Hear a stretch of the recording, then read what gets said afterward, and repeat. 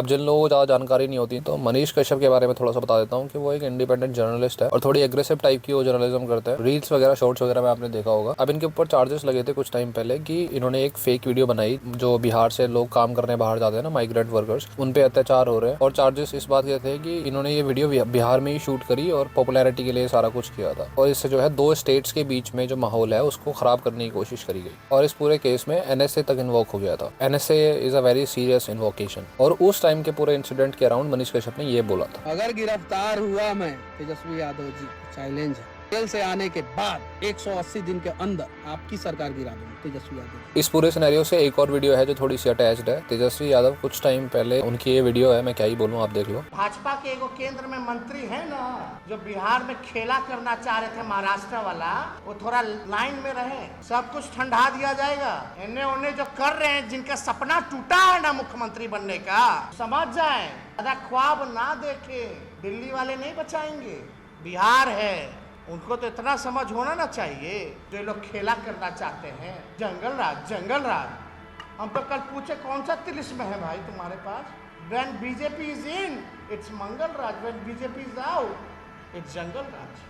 थोड़ा सा basic level पे ब्रीफ एक्सप्लेनेशन दे देता हूँ। बिहार में गवर्नमेंट थी नीतीश कुमार और साथ में तेजस्वी यादव और लालू प्रसाद यादव की जो पॉलिटिकल पार्टी थी आरजेडी और जेडीयू के बीच में एक गठबंधन था जिससे सरकार बनी हुई थी। नीतीश कुमार ने अपना जो अलायंस है वो तोड़ दिया और इसको जो अलायंस है वो एनडीए के साथ जोड़ लिया जो बीजेपी का अलायंस है। अब यहाँ पे जो नीतीश कुमार है वो इंडिया अलायंस के भी पार्ट थे जो 2024 के इलेक्शन में कॉम्पीट करने वाले थे। अब ऑटोमेटिकली वो उस अलायंस से भी बाहर आ जाते हैं। जो नीतीश कुमार की पॉलिटिकल पार्टी है उसके जो पॉलिटिकल लीडर्स है उनका ये क्लेम है कि 19 दिसंबर के आसपास जो एक मीटिंग हुई थी इंडिया अलायंस की, उसके अराउंड ममता बनर्जी ने एक नाम प्रपोज करा। उन्होंने कहा कि प्राइम मिनिस्ट्रियल कैंडिडेट या फिर जो इंडिया अलायंस है उसको लीड करते हुए एक नाम होना चाहिए जो शो करना चाहिए पब्लिक को, और उन्होंने मल्लिकार्जुन खड़गे का नाम सजेस्ट करा। साथ में अरविंद केजरीवाल ने इसका सपोर्ट करा। अब यहाँ जेडीयू के जो पॉलिटिकल लीडर्स हैं उनका क्लेम है कि ये सारा कुछ एक कॉन्स्पिरेसी के थ्रू हुआ, कांग्रेस की एक कॉन्स्पिरेसी थी ताकि जो नीतीश कुमार का नाम है वो लीडिंग से जो पूरा लीडर बोर्ड होता है ना उस पर टॉप से निकाल के बाहर कर दिया जाए। अब ये क्लेम जो है वो टोटली हम ये नहीं कह सकते कि गलत है, क्योंकि अगर इंडिया अलायंस के लीडर्स देखे जाए तो नॉर्थ इंडिया में 4-5 गिनती के लीडर्स होंगे, उसमें ममता बनर्जी और अरविंद केजरीवाल ने तो नाम प्रपोज कर दिया। लालू प्रसाद यादव की जो पॉलिटिकल पार्टी है या उनके किसी लीडर ने कुछ नहीं बोला क्योंकि वो नीतीश कुमार के डायरेक्टली कॉम्पिटिटर है तो वो बोलेंगे नहीं। और नीतीश कुमार को ये जो सारा कुछ हुआ है, प्रपोजिंग हुई है, इसका कुछ भनक ही नहीं लगी उनको, तो ये सारा कुछ इतना कोइंसिडेंटल तो नहीं हो सकता। बहरहाल इस सब के चलते बिहार में जो पहले अलायंस हो रखा था वो टूट गया और नया अलायंस फॉर्म हुआ। अब इसमें एक बात तो है कि Nitish Kumar as a PM candidate, मतलब अगर कोई भी इंसान लोकसभा के इलेक्शंस में अपने आप को पीएम के कैंडिडेट के लिए रिप्रेजेंट कर रहा है तो उसको अपना पोर्टफोलियो तो लेके आना पड़ेगा। और पोर्टफोलियो में आप क्या दिखाओगे? बिहार का लिटरेसी रेट जो लोएस्ट है ऑफ ऑल स्टेट्स। खैर इसको इग्नोर करते हैं क्योंकि ये हाल तो ऑलमोस्ट पूरे इंडिया अलायंस का हो रखा है इस टाइम। अब मैं यहाँ बात करूंगा नीतीश कुमार ने ये क्यों किया। एक रीजन तो ऑफ कोर्स ये हो ही सकता है कि अगर आप पीछे पीछे कोई कॉन्स्पिरेसी कर रहे हो तो वो किसी भी लीडर को अच्छा नहीं लगने वाला, और ऐसे लीडर को तो बिल्कुल भी अच्छा नहीं लगने वाला जो इतने लंबे टाइम से चीफ मिनिस्टर रह चुका है एक स्टेट का, जिसकी खुद की लोकसभा की जो सीट्स है वो अच्छी खासी है। दूसरी बात आती है स्टैटिस्टिक्स पे। अगर आप 2014 लोकसभा इलेक्शन और 2019 लोकसभा इलेक्शन को एनालाइज करोगे ना तो आपको काफी कुछ पता लगेगा। इन दोनों ही इलेक्शन में जो कांग्रेस की सीट थी, पहले 2014 में सिर्फ 2 सीट्स थी, 2019 में उनकी सिर्फ 1 सीट थी। वहीं जो दूसरी पॉलिटिकल पार्टी है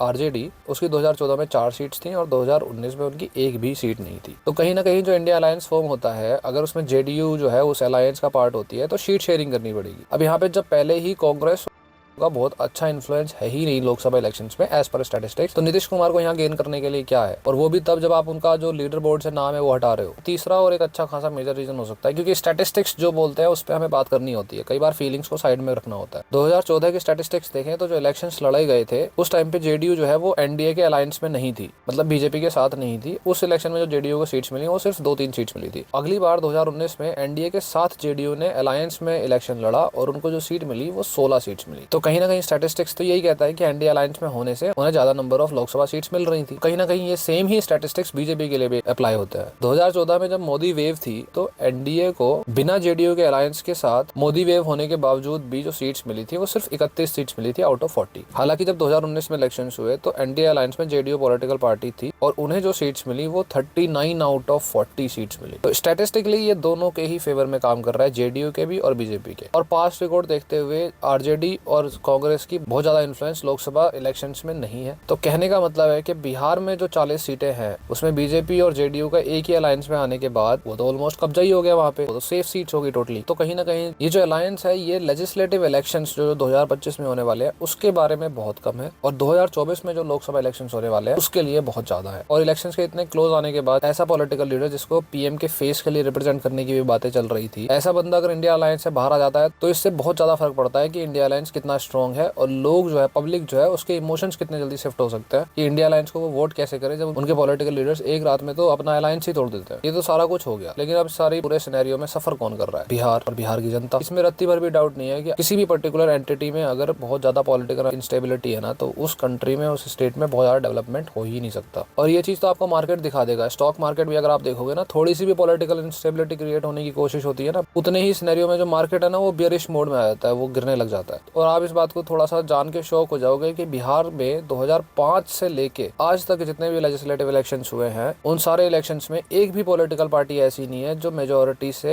अपनी सीट्स जीत के पावर में आई। टोटल सीट्स वहां पे है 243 सीट्स, किसी को भी 122 सीट्स देके मेजोरिटी पावर में नहीं लाया आज तक 2005 के बाद। और ये बहुत ही अलार्मिंग चीज है और बहुत ही सीखने वाली चीज है जो भी मेरे व्यूअर्स है जो यंग है, कि भाई अगर आपके जो भी स्टेट है ना, अगर आपके स्टेट में बार बार गठबंधन की सरकारें आ रही है तो ये बहुत अच्छा साइन नहीं है। और इससे एक और बात पता चलती है कि जो लोग वहाँ पे रहते हैं, जो वोट्स हैं, उनके अपनी अपनी पॉलिटिकल पार्टीज है और उनके लॉयल वोट बैंक्स हैं। इसीलिए जो हर पॉलिटिकल पार्टी है वो कुछ सीटें लेके जाती है और किसी की मेजोरिटी फॉर्म नहीं होती। लेकिन ये बहुत अच्छी बात नहीं है, क्योंकि अगर लोग बट गए हैं अपनी लॉयलिटी के बेसिस पे डिफरेंट पॉलिटिकल पार्टीज को, तो उनके अपने अपने different ideologies and different aspirations हैं जो वोटर्स हैं, और वो जो एस्पिरेशंस हैं वो डिफरेंट है, तभी वो डिफरेंट पॉलिटिकल पार्टीज को वोट देते हैं। इसका मतलब जो एक सेम एस्पिरेशन होता है जिसका नाम होता है डेवलपमेंट, वो लोगों की प्रायोरिटी लिस्ट में है ही नहीं। यहाँ कोई और इगोइस्टिक रीजन है जिसकी वजह से लॉयलिटी जो है वो पॉलिटिकल पार्टीज के लिए लोगों की बनी हुई है। मोस्टली वो है कास्ट पॉलिटिक्स, और कास्ट पॉलिटिक्स में जो आग में घी डालने का काम करता है वो कहता है इलिटरेसी। एक सवाल जो अक्सर लोगों के दिमाग में आता होगा कि भाई जब सारी जनता को ये समझ में आ गया है कि कास्ट पॉलिटिक्स जो है वो नुकसान कर रही है, तो फिर लोग कास्ट पॉलिटिक्स के बाहर क्यों नहीं आते? ये भी एक माया जाल है। आप सपोज करो रमेश और सुरेश दो बंदे हैं, वो एक पर्टिकुलर एरिया में, डिस्ट्रिक्ट में, टाउन में कहीं पे रहते हैं। अब कोई भी पॉलिटिकल पार्टी एक ही बंदे को टिकट देगी और वो उन्हीं दो कास्ट में से, अगर मान लो उन दो कास्ट की वहाँ पे मेजोरिटी है, बाकी कास्ट बहुत कम है, उन दो कास्ट में से किसी एक ही बंदे को चुनेगी। कोई ऐसे बंदे को वो चुनेगी नहीं जो उस वहाँ पे जिसकी कास्ट बहुत ज्यादा ना हो, क्योंकि हर पॉलिटिकल पार्टी चाहती है कि उसको कास्ट का तो बेनिफिट मिल ही जाए। एक पॉलिटिकल पार्टी एक कास्ट के बंदे पकड़ लेगी, दूसरी पॉलिटिकल पार्टी दूसरे कास्ट के बंदे को पकड़ लेगी। जिस तरफ की पॉलिटिकल पार्टी जीत गई, मान लो रमेश की तरफ की पॉलिटिकल पार्टी जीत गई, अब जो इलेक्शंस के बाद होने वाला है उसमें कुछ ऐसी चीजें होंगी जिसमें जो लोग हैं उसके सपोर्ट में जो जीते हैं वो वायलेंट होंगे। कुछ ऐसी चीजें होंगी कि उन्हें बहुत ज्यादा बेनिफिट्स दिए जाएंगे गवर्नमेंट जॉब्स में या कहीं पे भी, और इससे जो दूसरी कास्ट है उसका जो इमोशन है वो बहुत ज्यादा स्ट्रांगली अगेंस्ट हो जाएगा दूसरे वाले के। और जो एक छोटा सा मौका मिलता है ना कि इस कास्ट पॉलिटिक्स से लोगों को बाहर निकाल के लाया जाए, वो इलिटरेसी से, वो मैंने बोला ना आग में घी डालने का काम होता है, वो इलिटरेसी से ब्लॉक हो जाता है। बिहार के जो लिटरेसी रेट है वो 63% है। कहने का मतलब 100 में से जो 37 बंदे हैं वो इलिटरेट है। अब अगर 100 में से 37 बंदे इलिटरेट है तो उनके दिमाग का जो इंटेलिजेंस है, जो उनके दिमाग में हिस्ट्री बैठी हुई है, वो